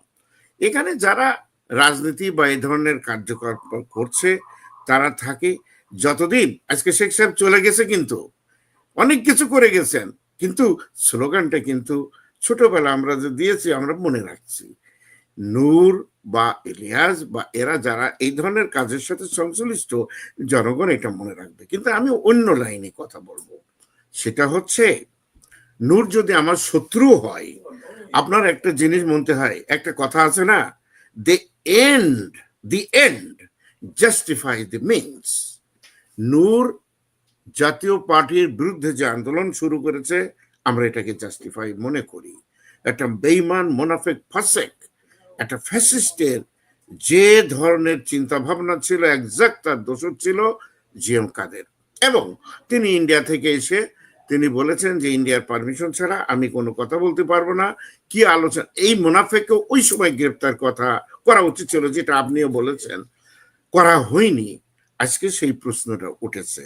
নূর অত্যন্ত স্ট্রংলি এই জিনিসটা নিয়েছে। এখন আপনার আলোচনায় আসেন, আপনি বলেছেন যে তারা রয়ের এজেন্ট। আচ্ছা, নূর রয়ের এজেন্ট আর জিএম কাদের এরা কারা আপনার দেখতে হবে। কিন্তু এটা মুজিব একটা ভালো ব্যাখ্যাও দিয়েছেন যে অনেকগুলো গ্রেডিং করে রেখে দেয়, যে first plan, second plan, third plan, first grade বা second plan, A B C, এর ভিতরে চয়েস। এখন নূর মার খাওয়ার কারণটা হলো যে সে জিএম কাদেরের জাতীয় পার্টি, যে পার্টির মাধ্যমে আওয়ামী লীগ পুনর্বাসিত হবে নেক্সট ইলেকশন, যে বডিটা ওয়াকারুজ্জামান চেষ্টা করছে খাওয়ানোর জন্য বিভিন্ন ভাবে, এবং ইউনূস সাহেবের খাওয়ানো হয়ে গেছে। কিন্তু ইউনূস সাহেবরা যারা বর্তমান সরকার আছে, আমার শ্রদ্ধেয় শিক্ষক, তারা কিন্তু জাতীয় পার্টির প্রতি দুর্বল। তারা এটা মনে রাখতে হবে, এর ব্যাখ্যা আছে, কিন্তু আজকে আমি এসব ব্যাখ্যার মধ্যে যাব না। যখন জাতীয় পার্টিকে এইভাবে প্রতিষ্ঠা করার চিন্তা ভাবনা করা হচ্ছে একটা বিরোধী দল, নো ম্যাটার হোয়াট, সেখানে 150 যাই সাইট পাই না কেন, এই বাড়া ভাতে এখানে আগুন দিয়েছে নূর এই সময়, এই মুহূর্তে। এইটা রয়ের এজেন্টরা পছন্দ করেনি, তারা ওয়াকারুজ্জামান বা তার সাপোর্টার তাদের দিয়ে এই কাজটা করিয়েছে।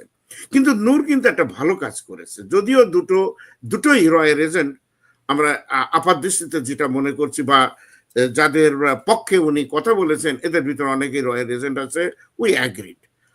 এখানে তার যেভাবে মারা হয়েছে, বিশেষ করে আর্মি এবং পুলিশ একসাথে একত্রে সিভিল ড্রেসে, তাকে বলা আছে সিভিল ড্রেসে এ নাকি সাম ওসির প্রাইভেট ড্রাইভার, আমরা জানি না আসলে কি।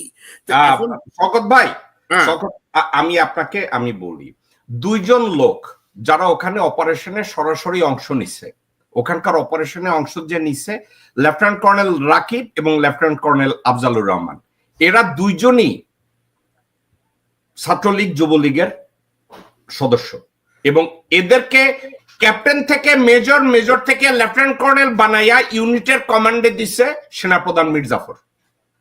এবং মিল্টন, I ভাই, agree. ওকে, আর না, আমাকে একটু শেষ করতে দেন। আসলে এই নূরকে পিটাইয়া ওয়াকার কি মেসেজটা দেওয়ার চেষ্টা করছে, আপনি এটার উপরে যদি একটু ফোকাস করেন। ওয়াকার এই পিটানিটা দেওয়ার পরে আপনার এটা দিয়ে একটা মেসেজ দিচ্ছে, সে এনসিপি কে একটা মেসেজ দিচ্ছে, হ্যাঁ, দেশবাসীকে একটা মেসেজ দিচ্ছে, এনসিপি না, ছাত্র জনতাকে একটা মেসেজ দিচ্ছে, ইউনূস স্যারকে একটা মেসেজ দিচ্ছে। মেসেজ দেওয়া হয়েছে সবাইকে, যে মেসেজটা দেওয়া গোটা হয়েছে বাংলাদেশকে মেসেজ দিছে। ওকে, সারা বাংলাদেশকে দেওয়া হয়েছে, নেরা ইজ কারেক্ট, সারা দেশকে এই মেসেজ দেওয়া হয়েছে। হ্যাঁ, মেসেজটা হচ্ছে এই যে তোমরা যদি আমাদের মতের বিরুদ্ধে বা আমাদের চিন্তাধারার বিরুদ্ধে রাস্তায় নামো, তাহলে এই রাস্তা বিপদ সংকুল তোমাদের সবার জন্য। সুতরাং আমরা আজকের আলোচনায় আমরা এই কথাটা বলবো যে আমাদের জনগণ আমাদের শক্তি সাহসের ভিত্তি, এবং এই জনগণ জেগে গেছে। আর্মি আসুক, যে পর্যায়ে অফিসার আসুক, তাদেরকে এটা জানা উচিত।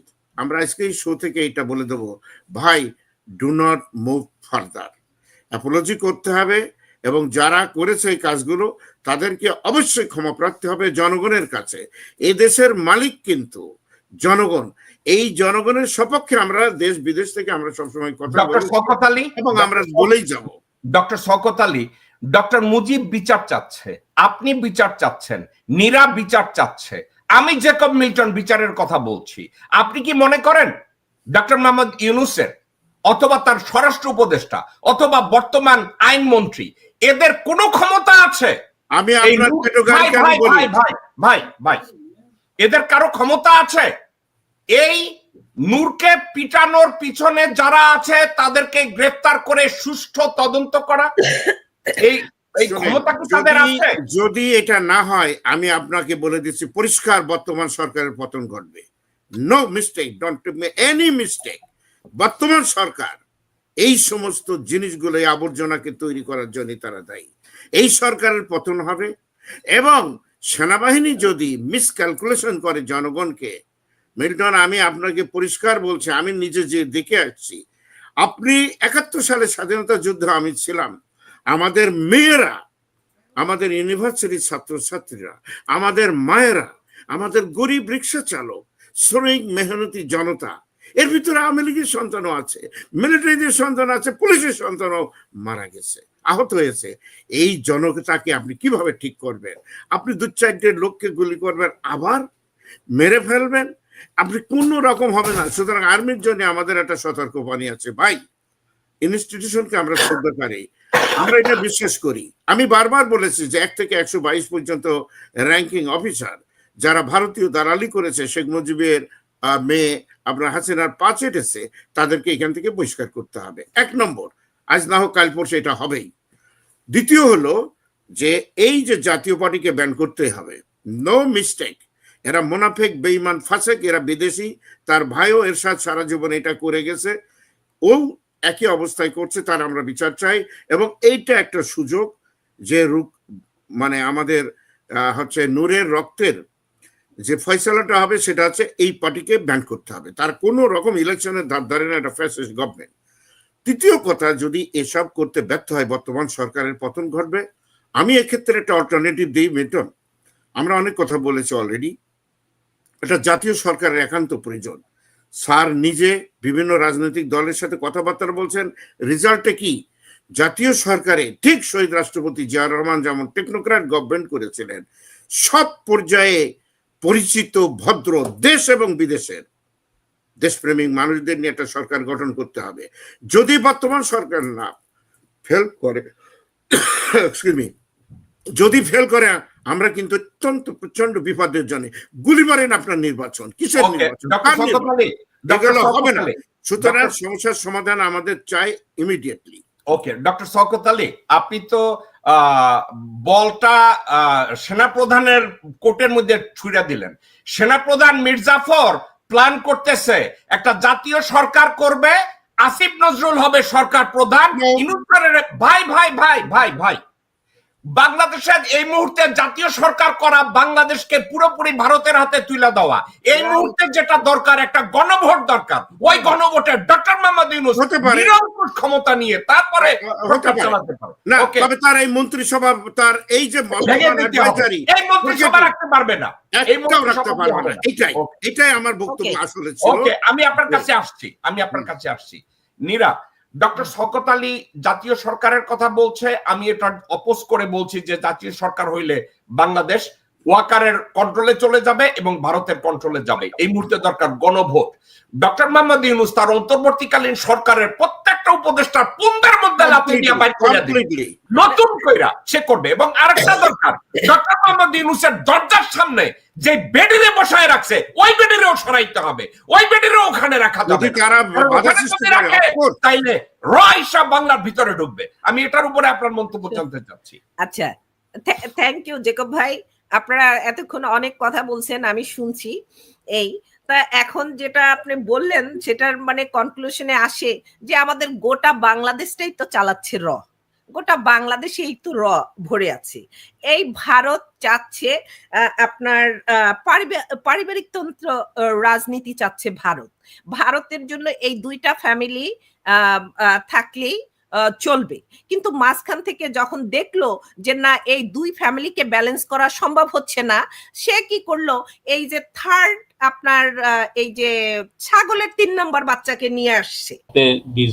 কোনো জিনিস ডিসএগ্রি করি না ইউজুয়ালি, কিন্তু আজকে বাধ্য হচ্ছি এখানে একটু ডিসএগ্রি করতে। প্রথমত দেখেন, যারা স্বাধীনতা যুদ্ধে জীবন দিচ্ছে, যারা এই গত স্বাধীনতার যে বিপ্লব হয়ে গেল জুলাই আগস্টে যারা জীবন দিচ্ছে, তারা কিন্তু জীবনটা দেয় নাই ভারতের আধিপত্যবাদের জন্য। তারা দেশপ্রেমিক, তারা অকাতরে বুলেটের সামনে দাঁড়িয়ে গেছে বাংলাদেশের জন্য। এখন বাংলাদেশে যদি আমরা একটা মানে এটা শুধু নিরুর ব্যাপারে বলবো না, আমি দেখছি এটা অনেক বাংলাদেশে বলে আর কি কথাগুলো, যে কি করবো আমরা বাংলাদেশ আমাদের ইন্ডিয়ার সাথে ব্যালেন্স করে চলতে হবে, ওর সাথে ব্যালেন্স করে। সুতরাং আমি একটু রয়্যাল এজেন্ট পেলাম, আমার সুবিধাটা কোথায়? আমার প্রশ্ন হলো এখানে যে আমরা যতদিন পর্যন্ত 100% দেশপ্রেমিক হতে পারবো না, ততদিন পর্যন্ত আমাদের দেশে দালালে ভর্তি থাকবে এবং এই দেশে কোনোদিন ভালো দেশে হবে না। জনগণকে বুঝতে হবে, আমাদের রাজনৈতিক লিডার যারা হবে তাদেরকে 100% দেশপ্রেমিকের লিটমাস টেস্ট দিয়ে পার হতে হবে। যদি তারা লিটমাস টেস্টে ফেল করে, তাদের মধ্যে 1% যদি রয়ের থাকে, অনুগত থাকে, 1% যদি ভারতের অনুগত থাকে বা যে কোনো দেশের অনুগত থাকে, তাকে আমি কোনোদিনই দেশপ্রেমিক হিসেবে পুরোপুরি অ্যাকসেপ্ট করতে রাজি না। এবং আমার মতো হাজার হাজার জনগণ তাদেরকে রিজেক্ট করবে, যার কারণে দেখেন নূরের আজকে এই অবস্থায় এসে দাঁড়িয়েছে, যে সে মার খায়, কেউ তাকে প্রোটেক্ট করতে পর্যন্ত আসেনি। বুঝতে চেষ্টা করেন যে নূর ওই জায়গায় চলে গেছে যেখানে সিভিল ড্রেসে সামরিক বাহিনীর লোক এসে মারে, কেউ কিছু বলতে পারে না। বুঝতে চেষ্টা করেন, এটা অন্য কারোর ব্যাপারে হতো না যদি সে তার ওই জায়গায় না যেত। আমি জনগণকে এবং আপনার টক শোতে যারা আসে প্রত্যেকে অনুরোধ করব যে একটা জায়গা কোনোদিন কম্প্রোমাইজ করবে না, সেটা হলো দেশপ্রেম। সৈনিক বাহিনী, আমি ব্যক্তিগতভাবে কি নাম আপনারা যে সেনাপতি আছেন উনি নামাজি, আমি তাকে শ্রদ্ধা করি, কিন্তু এক জায়গায় আমি তার সাথে দ্বিমত করি। আমি বিশ্বাস করি সে 100% দেশপ্রেমিক। আমি আপনার এই প্রোগ্রামে অনেকবার বলেছি কথা। সামরিক বাহিনীর টপ টু বটমকে 100% দেশপ্রেমিক হতে হবে। রাজনীতি যারা করেন তারা যদি কোনো দেশের ইয়ে করতে চান করুক, বলে দেন যে আমি ওই দেশের ইয়ে করি, কিন্তু আপনি দেশপ্রেমিক বলবেন নিজেকে, আবার ভিতরে আরেক দেশকে সার্ভ করবেন, এই জায়গায় কিন্তু আমি অ্যাকসেপ্ট করতে পারবো না। এবং আমার মতো হাজার হাজার দেশপ্রেমিক জনগণ বাংলাদেশে 18 কোটি লোক এটা অ্যাকসেপ্ট করবে না। একটা জিনিস আমরা বারবার ভুলে যাই, আমরা এগুলোকে হালাল করার চেষ্টা করি। যেমন একটা কথা অনেকেই বলে, একটা কাজ যে হাসিনার সময় উন্নতি হচ্ছে, খারাপ কি করছে? জনগণ তো কিছু লোক তো টাকা খাবে। আমার কথা হলো চোর, সে 1 টাকা চুরি করুক আর $1 বিলিয়ন চুরি করুক, আমার চোখে, আইনের চোখে সে চোর। তো কোনো ভালো কাজ বা কোনো একটা প্রজেক্ট করে যদি আপনি অর্ধেক খেয়ে ফেলেন আর বলেন যে কাজটা তো হচ্ছে, এই যে আমরা যে এই জিনিসগুলো যে আমরা সমাজে আমরা কিন্তু এনকারেজ করি এবং অ্যাকসেপ্ট করি রং জিনিসগুলোকে, আমরা অ্যাকসেপ্ট করি দুর্নীতি, আমরা অ্যাকসেপ্ট করি অন্য দেশের এজেন্টে বাংলাদেশে পলিটিক্স করাকে। আমাদেরকে সমাজকে ওই জায়গায় সরে আসতে হবে, আমাদেরকে 100% দেশপ্রেমিক হতে হবে এবং আমাদের কোশ্চেন করতে হবে প্রত্যেকটা লোককে, সে যেইখানে থাকুক না কেন, সে দেশের পক্ষের লোক কিনা, সে দেশপ্রেমিক কিনা, এবং সে দুর্নীতিবাজ কিনা নাকি সে সৎ। সৎ মানে 100% সৎ। 1 টাকা খাইলে আমি যদি আপনার কাছ থেকে 1 টাকা নিই এবং আপনাকে এই টাকাটা ফেরত না দিই, আমি একজন ভালো মানুষ না। ডক্টর মুজিব, এই জায়গাতে আমি কম্প্রোমাইজ করবো না, এবং এই জায়গাতে আমি সবাইকে অনুরোধ করব, যারাই টকশোতে আসেন বা যারাই পলিটিক্স করেন, এইগুলোকে জাস্টিফাই করার চেষ্টা করবেন না। আমি আপনার সাথে একমত। করলে সমাজ এটাকে জাস্টিফাই করে ফেলবে, এবং এই জিনিসগুলোকে আমরা অ্যাকসেপ্ট করে ফেললে এই দেশের আমরা যে স্বপ্ন নিয়ে মানুষ জান দিচ্ছে, আন্দোলন করছে, জীবন দিচ্ছে, তাদের স্বপ্নের সাথে, তাদের আত্মত্যাগের সাথে বিশ্বাসঘাতকতা করা হবে। এই জায়গাটা আমাকে মুজিব ভাই, একটা কথা, লোকজন নূরকে ব্যাখ্যা করে বলে মোসাদ নূর। আমি এটা ডিনাই করলাম, নূর মোসাদের কারো সাথে দেখা করে নাই। মেহেদী সাফাদির সাথে নূরের দেখা হয়েছে, কিন্তু মেহেদী সাফাদি মোসাদের কেউ না। দেয়ারফর কেউ যদি বলে নূর ইসরায়েলি মোসাদের সাথে দেখা করছে, এটা সর্বৈব মিথ্যা কথা। আরেকটা কথা, আচ্ছা, আবার বলে নূর হইছে বিকাশ নূর। হাসিনা পর্যন্ত বিকাশের মাধ্যমে আওয়ামী লীগের চান্দা নিছে। নূর যদি বিকাশ নূর হয়, হাসিনাও বিকাশ হাসিনা, খালেদাও বিকাশ খালেদা, তারেক রহমানও বিকাশ খালেদা, এবং বিএনপিও বিকাশ খালেদা, জামাত ইসলামীও বিকাশ খালেদা। দেয়ারপর নূরকে বিকাশ নূর বলা যাবে না। আমি আপনার সাথে এগ্রি করি।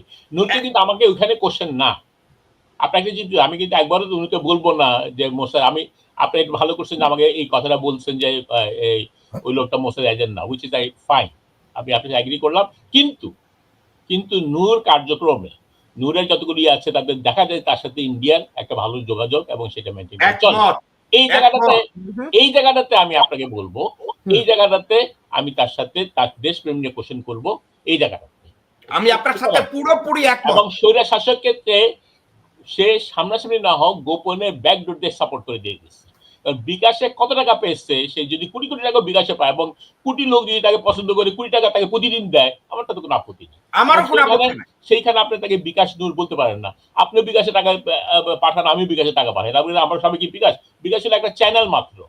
ওকে, তো এক্ষেত্রে একটা জায়গায় শুধু লায়াবিলিটি, ওই লায়াবিলিটির ক্ষেত্রে নীরার সাথে আমি আর আপনি মুজিব ভাই আমরা দুইজনই ডিফার করি। আমি আর আপনি এক পক্ষে, নীরার মতামত এবং ডক্টর শওকতের মতামত বোধহয় একটু ডিফার করে। আমি আর আপনি মনে করি বাংলাদেশকে গড়ার লক্ষ্যে কোনো অবস্থাতে ইন্ডিয়ার সাপোর্ট তো দূরে থাক, তার ধারে কাছেও যাওয়া যাবে না। So much. এবং এট দ্য সেম টাইম আমাদের শওকত ভাই, মুজিব ভাই, আপনাদের সবাইকে মানে ধন্যবাদ জানাচ্ছি। আপনারা অনেক সময় দিয়েছেন, অনেক কথা বলেছেন। বিষয়টা হলো যে এখন যে বর্তমান সিচুয়েশন বাংলাদেশে যাচ্ছে, এটা খুবই খারাপ। আর এই খারাপটা একদিনে তো হয়নি, আজকে 1 বছর পরে আমরা এটা দেখতে পাচ্ছি। সেটা হলো যে আমার যেটা মতামত, সেটা হলো আমাদের গোটা বাংলাদেশটাকে রান করছে ভারত রান করছে। কারণ দেখেন যে এই অন্তর্বর্তীকালীন সরকার আসার সাথে সাথে দেখেন 3 মাসের মধ্যে কি হলো, ম্যাজিস্ট্রেসি পাওয়ার দেওয়া হলো আর্মিকে ম্যাজিস্ট্রেসি পাওয়ারটা দেওয়ার পর থেকে কিন্তু পুরো চক্রটা চেঞ্জ হয়ে গেছে, বদলে গেছে বাংলাদেশের বিপ্লবের ধারা। এই বদলে গিয়ে আজকে 1 বছর পরে আমরা যে রেজাল্ট পাচ্ছি, এটা মানে খুবই জঘন্য বিষয় আমি বলবো বাংলাদেশের জন্য। এটা যতটা মানে 16 বছরে যতটা খারাপ কিছু না ছিল, তার চেয়ে আরো বেশি খারাপের ইঙ্গিত দিচ্ছে এই ম্যাজিস্ট্রেসি পাওয়ারের কারণে। আজকে আমরা ধাপে ধাপে এগুলো সামনে দেখতে পাচ্ছি এবং আরো দেখতে পাবো। তাই এখন আমি বলবো যে বাংলাদেশের জনগণের এখানেই এখন স্ট্রাইক করা উচিত, এখান থেকেই ঘুরে দাঁড়ানো উচিত যে এখন আর কিছু আমাদের দেখার নেই, আর আমাদের হারানোর কিছু নেই। আমরা অনেক হারিয়েছি, আমাদের পিঠ এখন দেয়ালে ঠেকে গেছে। এখন আমরা যেটা বলবো সেটা সামনে বলবো। আজকে যে ঘটনা নূরের উপর হয়েছে, ভিপি নূরের উপর হয়েছে, ভিপি নূর রাস্তার কোনো টোকাই না, সে একজন পলিটিশিয়ান। সে যেখান থেকে আসুক সেটা বিষয় না, বাট বর্তমানে সে একজন পলিটিশিয়ান, সে স্বৈরাচারের দোসর না। আজকে স্বৈরাচারের দোসর যারা, সেটা কিন্তু এই যে ছাগলের 3 নম্বর বাচ্চা, তারা কিন্তু প্রমাণ করে দিয়েছে স্বৈরাচারের দোসর যে তারা। এবং এই স্বৈরাচারের দোসরের ঘাড়ে ভর করে এই ম্যাজিস্ট্রেসি পাওয়ার যে নিয়েছেন, সে কিন্তু সামনে এগিয়ে আসছেন। এই যে সামনে এগিয়ে আসছেন, এতে যে আমাদের দেশের অবস্থা কি হবে সেটা কিন্তু জনগণ আপনারা বোঝার বাকি নাই, আপনারা বুঝে গেছেন। এখনো কি আমরা আমরা সেই শেষ দেখাটুকু মানে আমরা অপেক্ষা করব, না এখনই আমরা কথা বলবো? তাই আমি বলবো, আপনারা যে যেখানেই আছেন না কেন, যে যেখানেই থাকেন না কেন, আপনারা সবাই সুর তুলেন। আজকে আমাদের বাংলাদেশ যে অবস্থায় দাঁড়িয়ে আছে, যে সন্ধিক্ষণে আজকে বাংলাদেশ দাঁড়িয়ে আছে, এখান থেকে আমাদেরকে উঠে আসতে হবে। এই যে ভারতের তদারকি থেকে আমাদেরকে বের হয়ে আসতে হবে। আমরা গত 1 বছরে মনে করেছি আমরা ভারত মুক্ত হয়েছি, না, আমরা ভারত মুক্ত হইনি। ভারত আমাদেরকে আরো বেশি আঁকড়ে ধরেছে। আমাদের রান্নাঘর থেকে শুরু করে প্রতিটা জায়গায় ভারত বিরাজ করছে। তো সে ভারতকে আপনারা একদিনে উঠাতে পারবেন না। 1 বছর আমরা ধৈর্য ধরে আমরা সময় দিয়ে দেখেছি যে ভারতের আধিপত্য কোথায় কোথায় আছে, আমরা সেটা ফিগার আউট করেছি। এখন বাংলার জনগণের বিষয়, বাংলার জনগণ কিভাবে চাচ্ছে, কিভাবে চলবে। ধন্যবাদ দর্শক আপনাদের সবাইকে, আপনাদের এই মূল্যবান সময় দেওয়ার জন্য। আমরা চাচ্ছি আমাদের এই প্রোগ্রামটি আপনারা আরো বেশি বেশি শেয়ার করেন, প্রতিটা ঘরে ঘরে পৌঁছে দেন, এবং বাংলার জনগণ আরো সোচ্চার হোক, সামনে এগিয়ে আসুক। আমরা এই 24-এর বিপ্লব থেকে যা পেয়েছি, এই বিপ্লব আমরা আর চাচ্ছি না। আমরা চাচ্ছি স্বাধীন বাংলাদেশ, স্বাধীনভাবে বাস করতে। আমাদের উপর কেউ এসে হামলা তদারকি করুক, আমরা সেটা চাচ্ছি না। আজকে সেনাবাহিনী প্রমাণ করে দিয়েছে এই সেনাবাহিনী কাদের সেনাবাহিনী, এই পুলিশ বাহিনী কাদের পুলিশ বাহিনী। 16 বছরে যারা ছিল, যে যেখানে যে অবস্থায় ছিল, কাউকে সরানো হয়নি, কাউকে পদচ্যুত করা হয়নি, বরঞ্চ তাদের পাওয়ার বাড়িয়ে দেওয়া হয়েছে। তাদেরকে স্পেশাল পাওয়ার দিয়ে তাদেরকে আজকে এই পর্যায়ে হাঁটতে দেওয়ার সুযোগ করা হয়েছে। তো সেক্ষেত্রে আমি তীব্র নিন্দা জানাচ্ছি বাংলাদেশে আজকে যা হচ্ছে এবং হতে যাচ্ছে। ধন্যবাদ দর্শক আপনাদের সবাইকে। আপনারা সবাই ভালো থাকবেন, আমাদের জন্য দোয়া করবেন, আমরাও দোয়া করি। আসসালামু আলাইকুম। নিরুনিরা অনেক মেহেরবানি, খুব ভালো কথা বলেছেন ডক্টর শওকত আলী এবং ডক্টর মুজিবুর রহমান মজুমদার। আপনাদের তিনজনকে অনেক ধন্যবাদ। আমি এখন কনক্লুড করব এবং তারপরে আজকের শো আমরা শেষ করব। আপনারা চাইলে আমার সাথে থাকতে পারেন। দর্শকবৃন্দ, এই ছিল আমাদের শো। যে কথাটা দিয়ে আমি শুরু করেছি, দ্যাট শ্রীমান ওয়াকার, সেনাপ্রধান মির্জাফর একটা মেসেজ নূরকে পিটিয়ে দেখাতে চেয়েছে। এনসিপি কে বলেছে, দেখো আমি কেমনে সাইজ করি। বেসিক্যালি এটা ওয়াকার কেমনে সাইজ করে, তার আসল টার্গেট দুইটা ছিল, 2টা বা 3টা টার্গেট ছিল। এনসিপি এবং ওয়াকারের বিরোধী যারা আছে তাদেরকে বলা, দ্যাট দেখো still who is the boss, Yunus is not the boss, ইউনূসরে আমি কখনই বস হইতে দেই না, আই এম দ্য বস। কেন ওয়াকার এটা হইতে দেয় না? ডক্টর মোহাম্মদ ইউনূসকে সে ফ্রম ডে 1 সে আন্ডারমাইন করেছে। ডক্টর মোহাম্মদ ইউনূসের সামনে দিয়ে জেনারেল মির্জাফর ভারতের বিক্রম মিশ্রের সাথে ওখানে দেখা করছে। ডক্টর মোহাম্মদ ইউনূস এর বিরুদ্ধে কোনো কথা বলে নাই। ডক্টর মোহাম্মদ ইউনূস এটা নিয়ে কোনো প্রতিবাদ করে না। ডক্টর মোহাম্মদ ইউনূস ওয়াকারকে ওয়ার্নিং দেয় না অফিসিয়ালি। ডক্টর মোহাম্মদ ইউনূস একটা সংবাদ সম্মেলনে বা কোনো জায়গায় বলে নাই যে ওয়াকার, তুমি ভারতের একজন ডিপ্লোম্যাটদের সাথে সেনানিবাসের মধ্যে নিয়ে এভাবে দেখা করতে পারো না, তুমি সেনাবাহিনীর শৃঙ্খলা ভঙ্গ করেছ। এর অর্থ কি জানেন? উনি গ্রামীণ ব্যাংকে নিয়ন্ত্রণ করেছে, কিন্তু পুরা বাংলাদেশকে গভর্ন করার মতো উনি বারবার যদি বলে আমার অভিজ্ঞতা নাই, উনি অভিজ্ঞতা সঞ্চয় করতে চায় নাই। ওনাকে অক্ষম করে রাখা হয়েছে। ওনার দরজায় বসিয়ে রেখেছে রয়্যাল অপারেটিভের বউ, ওনার দরজায় বসিয়ে রেখেছে এমন এক মহিলাকে, ওনাকে ঘুমের বড়ি খাওয়াইয়া ওনাকে শোয়া দিছে। উনি কি জেনারেল ওয়াকারকে একবারও বলছে যে ওয়াকার তোমার কার্যক্রম আমি পছন্দ করি না? এর ভিতরে প্রতিরক্ষা মন্ত্রণালয়ের মন্ত্রী হিসেবে ডক্টর মোহাম্মদ ইউনূস একবারও কি বলেছে যে ওয়াকার তুমি যা করছো এগুলো মিলিটারি আইনের পরিপন্থী? একবারও বলে নাই। একবারও কি বলেছে আমাকে কাজ করতে দেয়া হচ্ছে না? একবারও বলে নাই। উনি পদত্যাগের কথা বলছে, পদত্যাগ ইজ নট দ্য অ্যান্সার। উনি একবারও বলেন নাই। উনি যদি একবার বলতেন যে আমাকে কাজ করতে দেয়া হচ্ছে না, there is a insubordination from army chief, air chief এবং নেভাল চিফ, উনি একবারও বলে নাই। এটা ওনার ব্যর্থতা। কেন বলেন নাই উনি? ডক্টর মোহাম্মদ ইউনূস যদি এই কথাটা বলতেন যে তাকে সেনাবাহিনী, নৌবাহিনী এবং বিমান বাহিনী কোঅপারেট করছে না, আজকে ওনার উপরে যত ব্লেম যাচ্ছে এই ব্লেম ওনার উপরে যেত না। উনি এই ব্লেম গুলোকে ওন করেছে, কারণ উনি ওনার ব্যর্থতাটাকে উনি লুকিয়ে রেখেছে। উনি বলেছে নুরুল কবিরের সাথে ইন্টারভিউতে উনি বলেছে আর্মি ওনাকে কোঅপারেট করে। ডক্টর মোহাম্মদ ইউনূস, আপনি জানতেন আর্মি আপনাকে কোঅপারেট করে না, তাহলে মিথ্যা কথা কেন বলছেন আপনাকে কোঅপারেট করছে? ডক্টর মোহাম্মদ ইউনূস, আপনি জানেন ডিজিএফআই আপনার কাছে রিপোর্ট করে না, এনএসআই আপনার কাছে রিপোর্ট করে না, সিআইডি আপনার কাছে রিপোর্ট করে না, এএসইউ আপনার কাছে রিপোর্ট করে না।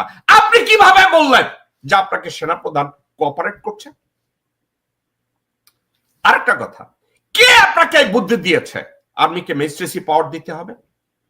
আপনাকে এই বুদ্ধিটা কে দিয়েছে? আপনি কেন বিজেপিকে বা আর্মির একটা দুইটা ইউনিটকে সরাসরি প্রতিরক্ষা মন্ত্রণালয়ের সাথে ইনেক্ট করে আপনি নিজে কেন স্বরাষ্ট্র মন্ত্রণালয়টাকে আপনি নিয়ন্ত্রণ করেন নাই? এটাও তো আপনার ব্যর্থতা। আপনি বলবেন আমি গভর্নিং করতে জানি না, তাহলে যারা জানে তাদের একজনকে নেন। আপনি এই বালছল কতগুলো এনজিও মার্কা লোকরে কেন গভর্নমেন্টে নিচ্ছেন? আদিলুর রহমান কার বাল ছিটছে? রিজওয়ানা কার বাল ছিটছে? যারা পারে তাদের কাউকে আপনি নেন নাই, আপনি করতে পারেন না। আপনি ডিজিএফআই কতগুলো লোককে আপনার পাশে বসাইছেন। মনির হায়দারকে আপনি কি জন্য নিছেন? আপনার বাল বাঁচতে। ফারুকিকে আপনি কি জন্য নিছেন? আপনার পাশা চুলকাইতে। আপনি স্বরাষ্ট্র উপদেষ্টা বানাইছেন একটা হোমলেস লোকরে, দেখতেও হোমলেস, কাজেও হোমলেস। আজকে নূরের উপরে হাত তুলেছে। যদি পারে ওয়াকার আপনাকে আপনার গায়ে হাত তুলবে। ডক্টর মোহাম্মদ ইউনূস আপনার গায়ে যখন হাত তুলবে তখন আপনার দরজায় বসে থাকে সাইদ কবিরের বউ, ওই বেটি পাশার কাপড় উদলা কইরা পাশা চুলকাইবে আর পাত মারবে।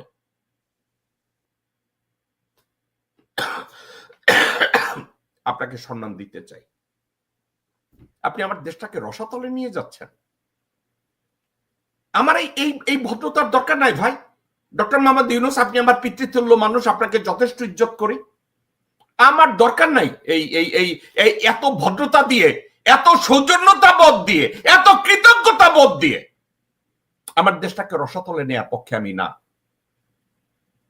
নূরের ব্যর্থতা আছে, নূরের যথেষ্ট ব্যর্থতা আছে, কিন্তু নূরকে রাস্তাঘাটে এভাবে পিটিয়ে মেরে ফেলার পরিস্থিতি করার মতো কোনো লজিক আমার কাছে নাই। তার উপরে যে অ্যাটাক হয়েছে আমি এটা নিন্দা করি। নূর যেভাবে ভারতীয় দালালদের ডিফেন্ড করার চেষ্টা করেছে এটা নূরের রাজনৈতিক ব্যর্থতা, অদূরদর্শিতা। কিন্তু নূরকে সেনাপ্রধান মীর জাফর পৃথিবী থেকে সরিয়ে দেওয়ার জন্য যে ষড়যন্ত্র করেছে, আমি বলি ডক্টর মোহাম্মদ ইউনূস আপনি বিচার করতে পারবেন না, কারণ আপনার ওই ক্যাপাসিটি নাই। আপনি এর তদন্তও করতে পারবেন না, বিচার তো দূরে থাক, আপনি এটা করতে পারবেন না।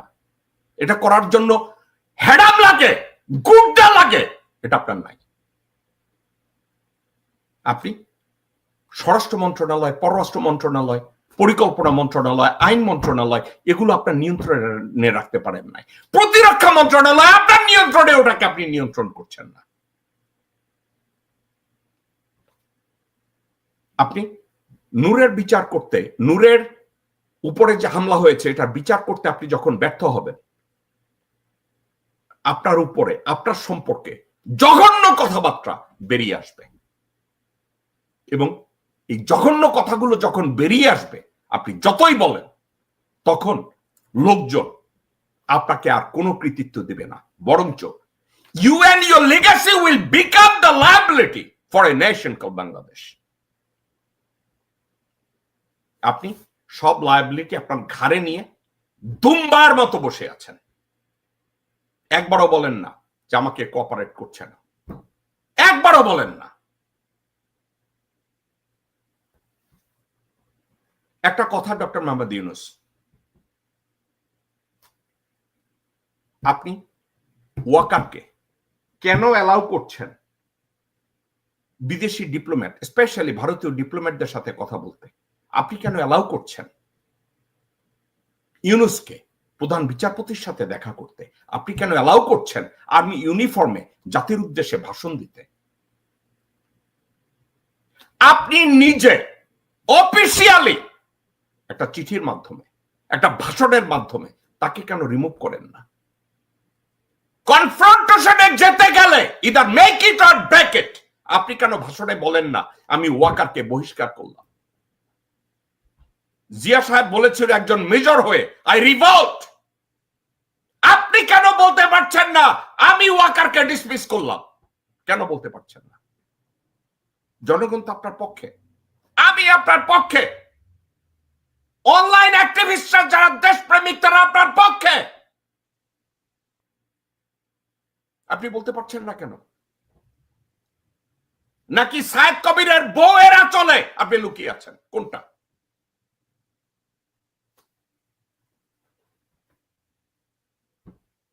ডক্টর মোহাম্মদ ইউনূস, আপনাকে পিতৃতুল্য মনে করি, আপনাকে অনেক জ্ঞানী মনে করি, আপনাকে অনেক দেশপ্রেমিক মনে করি। জাতীয় পার্টি বাংলাদেশের জন্য লায়াবিলিটি,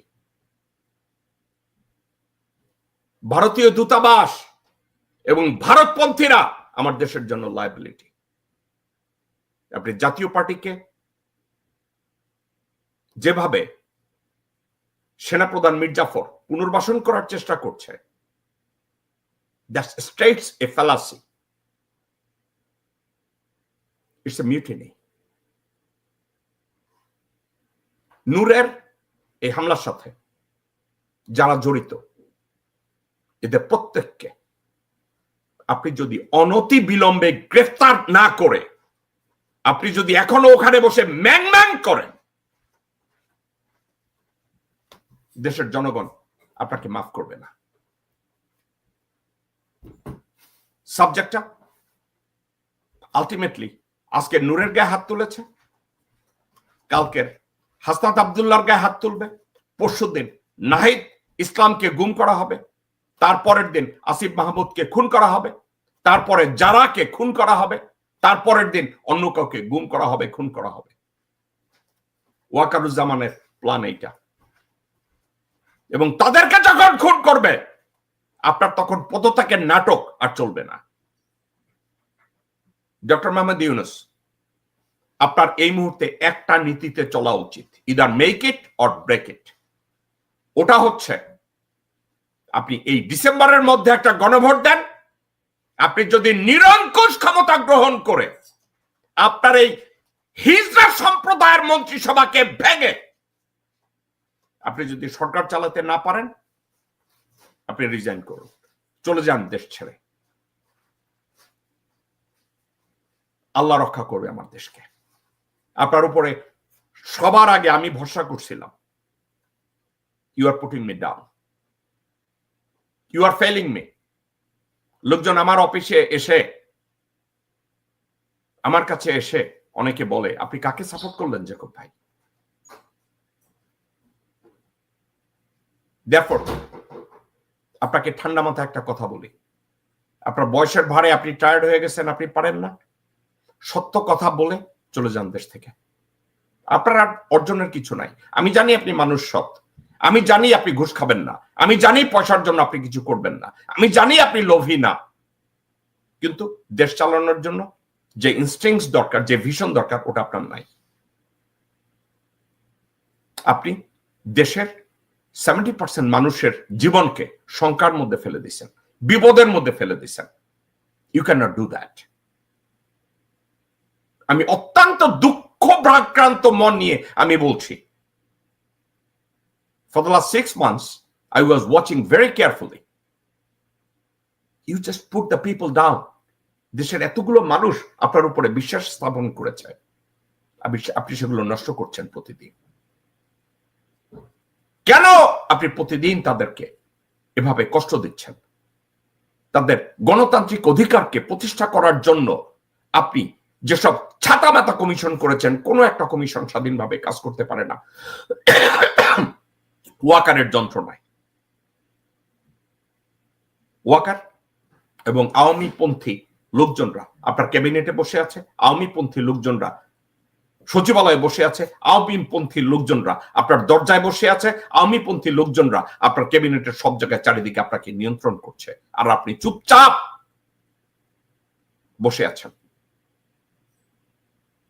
একটা জিনিস, আমি যদি সরকার চালাতে না পারি, আমি কেন 20 কোটি মানুষের লায়াবিলিটি আমার ঘাড়ে নিতে যাব? 20 কোটি মানুষের অভিশাপ কেন আমি আমার ঘাড়ে নিতে যাব? আপনি কেন নিচ্ছেন বলেন? ও ওয়াকারের জন্য আপনি পারছেন না, বলেন আপনি অমুকের জন্য পারছেন না, বলেন আপনি আসিফ নজরুলের জন্য পারছেন না, এগুলো বলেন। এগুলো বলে যদি আপনি বিদায় হন, আপনাকে মানুষ দোয়া করবে। আর যদি আপনার হেডাম থাকে,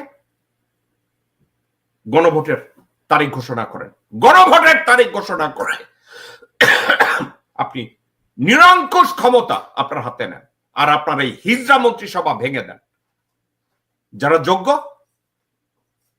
তাদেরকে নেন, আর যোগ্য মানুষ খুঁজে না পেলে আপনি টেকনোক্রেট মন্ত্রী, বিদেশি নাগরিক হোক, তাদেরকে দিয়ে আপনি মন্ত্রণালয় চালান, দেশকে ফিক্স করেন। এই ছিল আমাদের দর্শক শ্রোতা। আগামীকাল আমি শো করি না সোমবার দিন, কিন্তু আগামীকালকের আমি একজন স্পেশাল গেস্টকে নিয়ে শো করব বাংলাদেশ সময় রাত 10টায়। একজন আর্মির মেজর, তাকে 3 বার গুম করা হয়েছে, তাকে মেরে ফেলার চেষ্টা করা হয়েছে, সে দেশ থেকে কোন রকম জান নিয়ে বাঁচার চেষ্টা করেছে, এবং এই ষড়যন্ত্রের সাথে জড়িত ছিল ওয়াকারুজ্জামান স্বয়ং। তাকে বাংলাদেশের যে ন্যাশনাল আইডি করেছে, এটা ডাটা উনি নিয়ন্ত্রণ করতে চেয়েছে বাংলাদেশের পক্ষে, তাকে মেরে ফেলার জন্য সমগ্র ষড়যন্ত্র ওয়াকারুজ্জামান করেছে, হাসিনা করেছে। এখন পর্যন্ত ষড়যন্ত্র হচ্ছে। তাকে নিয়ে আমি আগামীকালকের বাংলাদেশ সময় রাত 10টায় শো করব। আপনাদের সবাইকে ওই শোতে আমন্ত্রণ জানিয়ে আজকের আমি আপনাদের কাছ থেকে বিদায় নিচ্ছি। আপনারা সবাই ভালো থাকুন, সুস্থ থাকুন, আমার জন্য দোয়া করবেন, আমিও আপনাদের জন্য দোয়া করি। আসসালামু আলাইকুম ওয়া রাহমাতুল্লাহি ওয়া বারাকাতুহু।